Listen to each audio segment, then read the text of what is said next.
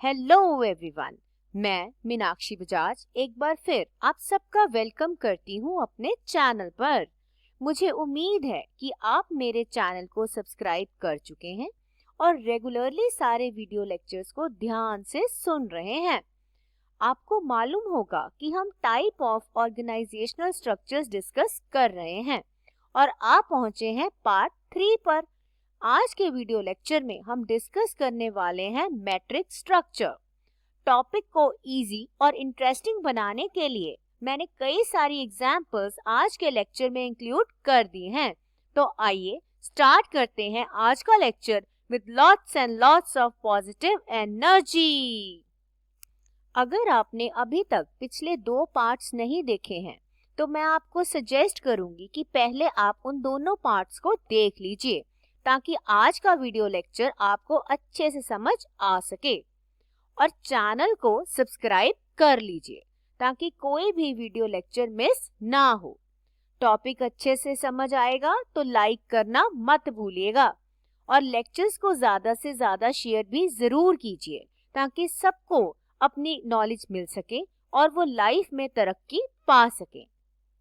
तो एक कंपनी कैसे चूज करती है कि उसने कौन सा स्ट्रक्चर फॉलो करना है, इसके पीछे कई सारे फैक्टर्स का हाथ होता है।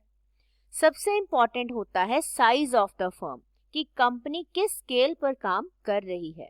इसके अलावा कंपनी के पास कितने पैसे हैं लोगों को देने के लिए, कंपनी के गोल्स क्या हैं। तो इस तरीके से डिसाइड किया जाता है कि इतने सारे स्ट्रक्चर्स में से हमारी कंपनी कौन सा स्ट्रक्चर फॉलो करेगी।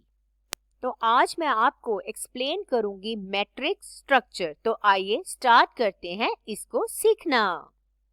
मैट्रिक्स स्ट्रक्चर एक बहुत ही डायनामिक टाइप ऑफ स्ट्रक्चर है।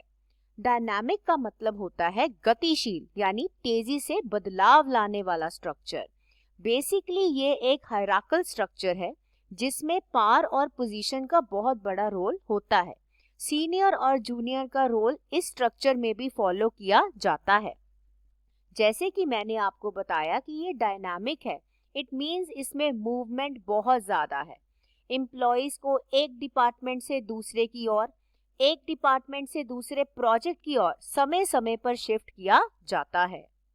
मैट्रिक्स स्ट्रक्चर एक कॉम्बिनेशन है फंक्शनल और डिविजनल स्ट्रक्चर का।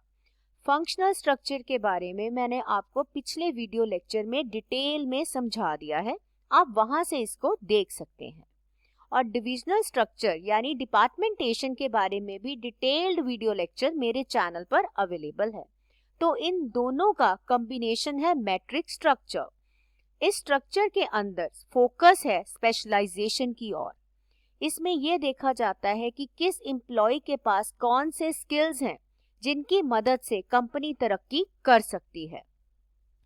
और इसमें सबसे इम्पॉर्टेंट बात यह है कि एम्प्लॉयज की रिपोर्टिंग बढ़ जाती है, यानी कि एम्प्लॉयज के ऊपर रिस्पॉन्सिबिलिटी बढ़ जाती है। उनका एक बॉस नहीं, 2 या 2 से ज़्यादा बॉसेस भी हो सकते हैं। आइए इस टॉपिक को मैं आपको एक एग्जाम्पल से एक्सप्लेन करती हूँ कि किस तरीके से रिपोर्टिंग की लाइंस बढ़ जाती हैं। एग्जाम्पल है मिस्टर राजीव के बारे में। मिस्टर राजीव कंपनी के मार्केटिंग डिपार्टमेंट में काम करते हैं। देखिए यहाँ से आपको पता लगेगा कि कंपनी को फंक्शंस के बीच में बांट दिया गया है, तभी मैंने बोला कि वो मार्केटिंग डिपार्टमेंट में काम करते हैं। कंपनी एक नया प्रोजेक्ट स्टार्ट करने लगी है और इसलिए उनके मार्केटिंग डिपार्टमेंट से शिफ्ट करके उन्हें ये बोला गया कि अब आप नए प्रोजेक्ट की मार्केटिंग को संभालेंगे। अब मैट्रिक्स स्ट्रक्चर में डायनामिक हो गया, मूवमेंट हो गई, अपने डिपार्टमेंट को छोड़ के नए प्रोजेक्ट के ऊपर काम करने के लिए उन्हें बुला लिया गया। अब जब वो अपना काम करेंगे उसके बाद बात आएगी रिपोर्टिंग की, यानी कि अब उनको रिपोर्ट कहाँ करना पड़ेगा। अपनी ड्यूटीज पूरी करने के बाद सबसे पहले तो वो रिपोर्ट करेंगे प्रोजेक्ट के मैनेजर को, जो नया प्रोजेक्ट स्टार्ट हुआ है उसके मैनेजर को। साथ ही साथ उन्हें रिपोर्ट करना पड़ेगा अपने HR हेड को भी, क्योंकि उनकी शिफ्टिंग कर दी गई है। और कई बार ये भी देखा गया है कि जो उनके पिछले सुपीरियर थे, यानी मार्केटिंग डिपार्टमेंट के हेड थे, उन्हें जाकर भी बताना पड़ेगा कि मैं अभी क्या क्या काम कर रहा हूँ। तो इस एग्जाम्पल से आपको ये समझ आया कि एक एम्प्लॉय, जैसे कि हमारी एग्जाम्पल में मिस्टर राजीव की बात हो रही है, उन्हें 3 लोगों को रिपोर्टिंग जाके करनी पड़ गई। तो मैट्रिक्स स्ट्रक्चर के अंदर लाइंस ऑफ रिपोर्टिंग काफी ज्यादा बढ़ जाती हैं। मुझे उम्मीद है एग्जाम्पल से आपको टॉपिक अच्छे से समझ आ रहा होगा। तो भूलिएगा नहीं, लाइक, शेयर एंड सब्सक्राइब। अब हम एक डायग्राम की मदद से इस स्ट्रक्चर को और डिटेल में जान लेते हैं। ध्यान से देखिए, कंपनी में एक जनरल मैनेजर है यानी कि टॉप मैनेजमेंट, उसके बाद फंक्शनल हेड्स हैं। यहाँ पर एग्जाम्पल में मैंने 4 फंक्शंस की बात की है: marketing, research and development, engineering और प्रोडक्शन। और सब मैनेजर्स के अंदर कई सारा स्टाफ जो है वो काम करता है। जिस तरीके से कंपनी नए नए प्रोजेक्ट स्टार्ट करेगी, हर प्रोजेक्ट के लिए उन्हें एम्प्लॉयज की जरूरत पड़ेगी।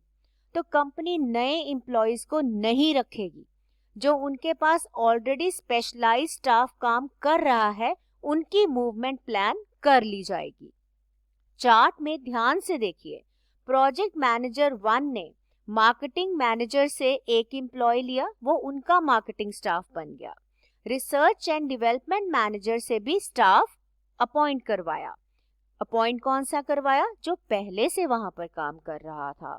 इंजीनियरिंग मैनेजर से एक मैनेजर लिया यानी कि इंजीनियर। उसके बाद प्रोडक्शन मैनेजर से एक प्रोडक्शन वर्कर को भी प्रोजेक्ट मैनेजर 1 ने अपने प्रोजेक्ट के अंदर इंक्लूड कर लिया। तो इस तरीके से आपको ये समझ आया होगा कि मैट्रिक्स स्ट्रक्चर के अंदर नए एम्प्लॉयज को नहीं रखा जाता। जो एम्प्लॉयज ऑलरेडी कंपनी के अंदर काम कर रहे हैं, उनकी मूवमेंट ही की जाती है। तो अब ध्यान से देखिए, कॉम्बिनेशन हो गया। यहाँ पर हायरार्की भी है क्योंकि सीनियर जूनियर रिलेशनशिप्स चल रही हैं। साथ ही साथ ये फंक्शनल स्ट्रक्चर भी है क्योंकि कंपनी को फंक्शंस के तौर पर डिवाइड किया हुआ है। इसके साथ ही हमें अच्छे से समझ आ गया कि मैट्रिक्स स्ट्रक्चर क्या होता है। अब बारी आ गई इस स्ट्रक्चर की एडवांटेजेस और डिसएडवांटेजेस को डिस्कस करने की। लेकिन उससे पहले एक बहुत जरूरी बात, अगर आपने अभी तक पिछले पार्ट्स यानी पार्ट 1 और पार्ट 2 नहीं देखा है, तो उसके लिंक्स मैंने डिस्क्रिप्शन बॉक्स में दे दिए हैं। तो वहां से भी आप अच्छे से लाइन स्ट्रक्चर, स्टाफ स्ट्रक्चर और लाइन एंड स्टाफ स्ट्रक्चर सीख सकते हैं। सबसे पहली एडवांटेज है कि प्रोजेक्ट मैनेजर के पास एक फ्लेक्सिबिलिटी है कि वो अपने प्रोजेक्ट के लिए बेस्ट एम्प्लॉय को चूज कर सकता है। मार्केटिंग के लिए भी बेस्ट, इंजीनियरिंग के लिए भी, प्रोडक्शन के लिए भी, या हर एक डिपार्टमेंट में वो बेस्ट एम्प्लॉय को चूज करके अपने प्रोजेक्ट के ऊपर काम करवा सकता है। दूसरा फायदा ये है कि जैसे कि हमने डिस्कस किया कि ये एक डायनामिक स्ट्रक्चर है, तो एम्प्लॉयज की रिस्पॉन्सिबिलिटी समय समय पर बदलती रहती हैं। उन्हें आदत हो जाती है नई नई रिस्पॉन्सिबिलिटीज को मैनेज करने की।